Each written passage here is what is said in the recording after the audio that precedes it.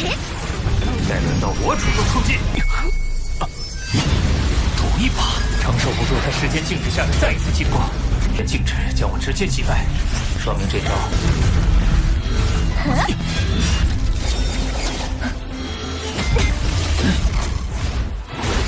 我要上了。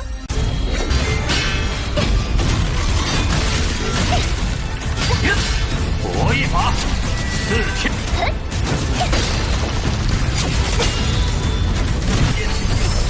百仇回应。再见了，走。再见。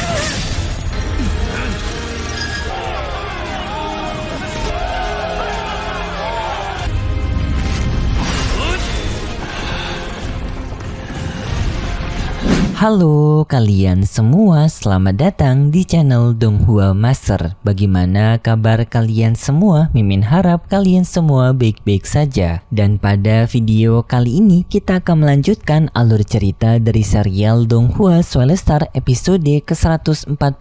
Dan sebelum kita masuk ke cerita terbaru, mari kita sedikit mengingat cerita sebelumnya. Yang dimana pada cerita sebelumnya Lofeng berhadapan dengan Monster Z untuk bisa menyelesaikan ujian kompetisi agar bisa masuk ke dalam 20 daftar besar dalam organisasi virtual alam semesta. Singkatnya, ujian kemarin telah berakhir dengan Lofeng berada di peringkat ketiga sedangkan Bolan berada di peringkat pertama. Dan mereka akan melanjutkan kompetisi terakhir, yaitu pertarungan duel 1 lawan 1, yang dalam pertarungan ini hadiahnya ada 4 hadiah utama. Yang di sini intinya hadiah yang menjadi incaran utamanya Lofeng, yaitu tempat dunia pelatihan yang disebut dengan dunia pelatihan Tianxuan, yang dimana Lofeng harus mencapai peringkat 1 dan juga 2. Alasannya sendiri, dunia pelatihan tersebut Lofeng gunakan untuk bisa mempelajari teknik jiwa untuk menghadapi para monster Zerg yang berada di bumi. Dan kemarin pun kompetisi terakhir telah dimulai dengan Lofeng menghadapi para peserta lainnya sampai pada akhirnya Lofeng menghadapi seorang jenius ilusi pertama, Phantom Galaxy. Dan itu merupakan inti cerita pada cerita sebelumnya, dan sekarang kita masuk ke bagian cerita terbaru. Cerita ini berlanjut yaitu dengan Lofeng yang masih berhadapan dengan prajurit Phantom. Di sini Lofeng telah mengetahui bahwasannya lawannya merupakan orang yang menguasai teknik mental, yang di sini Lofeng harus berhati-hati dengan teknik mental tersebut. Walaupun Lofeng juga merupakan orang pengguna dari teknik mental, tetapi Lofeng telah merasakan jika dirinya melihat mata dari orang ini, maka Lofeng langsung berdebar-debar oleh kekuatannya. Yang untungnya di sini Lofeng telah mempersiapkan diri dengan menggunakan pagoda jiwanya untuk melindungi jiwanya Lofeng dari teknik mental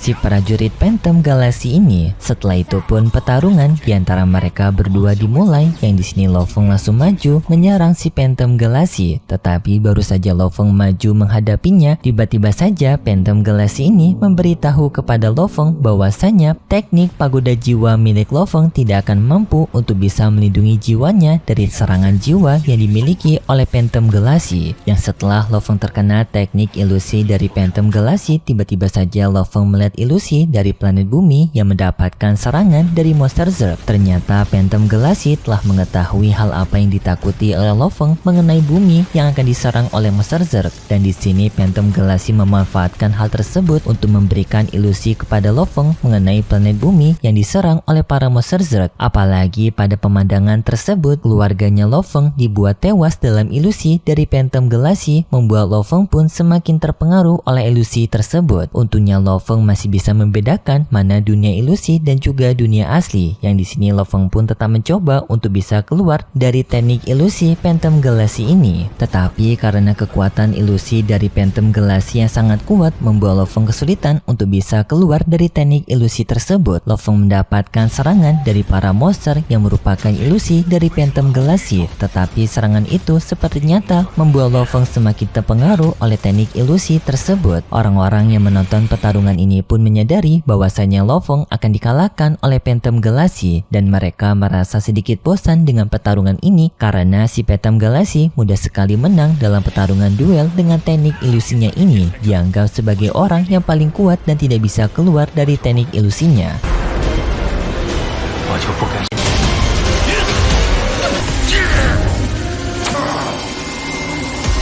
Dalam pertarungan tersebut juga tampak Phantom Galaxy yang mengeluarkan serangannya berupa senjata cakram yang diputar-putar olehnya yang langsung dilemparkan ke arah Lo Fong.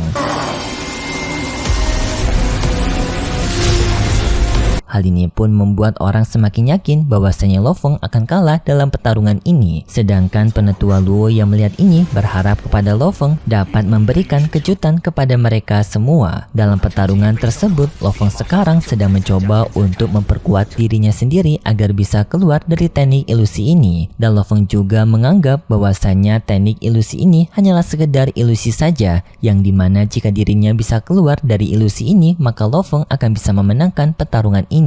Lo Fong pun dengan segera mencoba untuk keluar dari teknik ilusi si Phantom Galaxy. Dan di saat Lo Fong berada di kondisi yang terpojok, ia menggunakan harta Heaven Forbidden Shuttle-nya untuk menahan serangan dari para serangga. Dan di saat ini Lo Fong teringat dengan perkataan dari Hong mengenai sebuah teknik kesadaran diri yang dapat membuat mereka bisa keluar dari sebuah teknik ilusi, yang dimana Lo Fong pun mencoba untuk menguatkan kesadaran dirinya, yang pada saat itu untungnya Lo Fong berhasil. Dan di saat ini Lo Fong melanjutkan pertarungan dengan menutup mata. Hal ini agar bisa meminimalisir teknik dari Phantom Galaxy yang bisa membuat ilusi melalui matanya. Dan lalu Lo Fong pun tampak mengeluarkan sebuah pedang yang tampaknya ini merupakan pedang dari harta yang senya Lo Fong.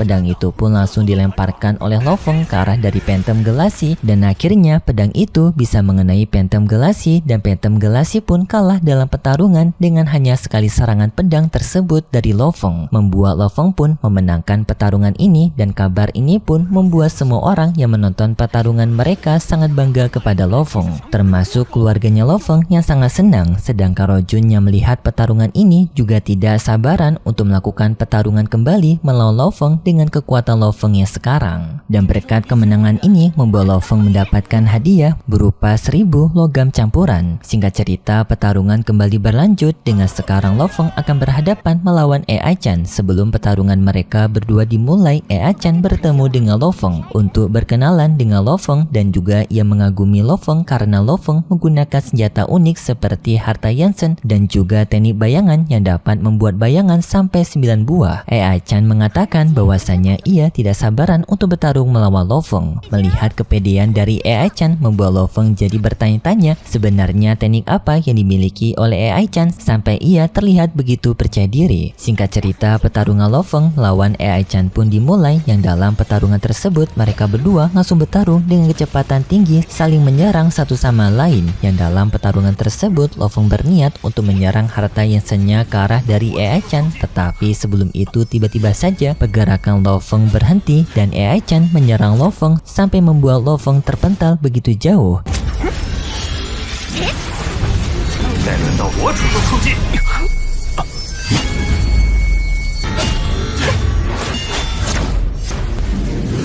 Yang di sini Lo Fong pun sadar bahwasanya AI Chan merupakan pengguna dari hukum waktu. Lo Fong sadar bahwasanya hukum waktu itulah merupakan kartu truf utama dari AI Chan. Melihat hal ini pun membuat Babata menjadi sangat panik karena hukum waktu merupakan teknik yang cukup merepotkan. Apalagi dari kekuatan yang dimiliki oleh AI Chan, Babata bisa memungkinkan bahwasanya Lo Fong kemungkinan menang dalam pertarungan ini sangatlah kecil dibandingkan kemungkinan kekalahannya, yaitu 99% banding 1%. Jadi kemenangan Lo Fong hanya mencapai 1% saja.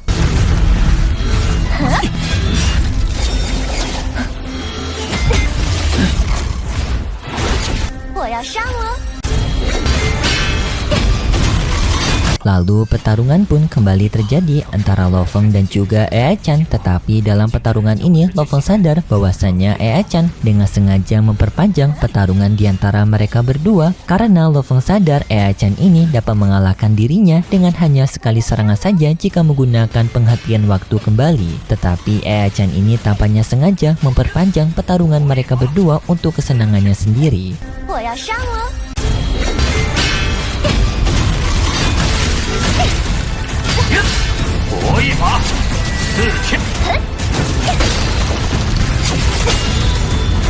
Tetapi Lo Feng merasa senang karena sikap kesombongan dari Chan, maka ini bisa memberikan kesempatan bagi Lo Feng untuk menang. Lo Feng bisa mencari momentum yang cocok untuk bisa menggunakan serangannya agar Chan tidak menyadarinya dan bisa membuat Chan kalah. Pertarungannya sengit pun terjadi di antara mereka berdua kembali dengan kecepatan yang tinggi. Sampai di sini Lo Feng menggunakan pedang dari harta yang senyap kembali yang kita sebut saja sebagai pedang kosmik. Di sini Lo Feng melemparkan pedang kosmiknya ke atas udara yang di saat itu Chan menghentikan waktunya. Tetapi di saat itu Chan tak menyadari bahwasanya pedangnya Lo Feng telah keluar dari zona waktunya dari Chan, membuat Lo Feng bisa mengendalikan pedangnya kembali dan memberikan serangan secara tiba-tiba kepada Chan, membuat Chan pun kalah dalam pertarungan tersebut. Atas tindakan dari Chan yang terlalu meremehkan Lo Feng malah membuat Chan kalah dalam pertarungan ini. 再见了，罗峰。罗峰。 Seharusnya ia bisa menang dalam kemungkinannya cukup besar. Semua orang yang melihat pertarungan ini tak menyangka bahwasanya Lo Feng yang akan menang dalam pertarungan ini dan Lo Feng pun akan masuk ke babak semifinal. Kemudian pun Lo Feng melihat pertarungan yang sedang terjadi yang dimana pertarungan lainnya ternyata Ronju sekarang bertarung melawan Bolan. Dalam pertarungan mereka berdua, Lo Feng tidak mengharapkan siapapun di antara mereka berdua yang menang karena keduanya merupakan orang yang kuat. Lo Feng sendiri tidak akan kecewa jika harus menghadapi Bolan ataupun Ronju. Keduanya merupakan lawan yang ingin Lo Feng hadapi. Di sana juga Chan datang ke tempatnya Lo Feng memberitahu sedikit kenangan masa lalu dari Bolan, yang dimana Bolan sudah terkenal bakatnya dari kecil. Bahkan waktu Bolan berada di usia muda, Bolan pernah menyelamatkan sebuah planet atas penindasan dari seorang penguasa yang berniat untuk menjadikan planet itu sebagai tempat kekuasaannya seperti bumi sebelumnya yang ingin dijadikan budak. Dan Bolan dengan sendirian mampu mengalahkan semua prajurit tersebut yang totalnya sampai 50.000. Kekuatan Bolan yang hebat sudah terkenal waktu ia masih berada di usia yang sangat muda. Kemudian pun pertarungan antara Bolan dan juga Ronjun dimulai, yang dalam pertarungan tersebut terjadi pertarungan yang begitu cepat di antara mereka berdua dengan Bolan menggunakan teknik bayangannya. Dan dengan hanya beberapa serangan saja, Ronjun langsung terkepar tidak sanggup untuk melanjutkan pertarungan, membuat Bolan memenangkan pertarungan ini.